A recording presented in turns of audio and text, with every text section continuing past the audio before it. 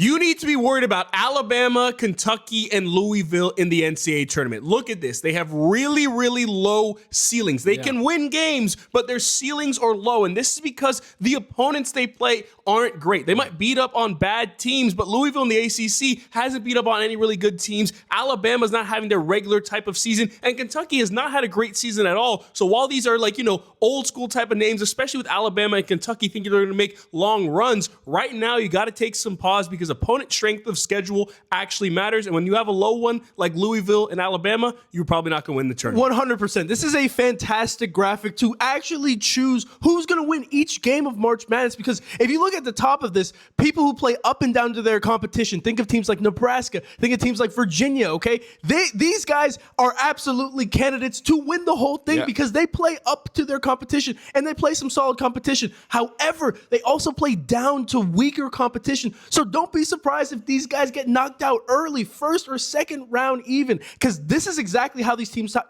tend to play. So it's just a really super interesting graphic. At the end of the day, you might want to pick one of these teams that's more close to the right. Yeah, and one thing I'm looking at right now is Duke, right? We love Duke, everybody does, but their opponent strength is not as good as a team like Michigan, a team like Florida, teams like Arizona, even UConn, right? Like when you are a team like Arizona in the Big 12 playing ranked games every single night, you're preparing yourself for that. And Duke has been blowing away the teams they've played, but also when you're not playing those type of high-level games every single night, it's going to be hard for you to really, really compete in March.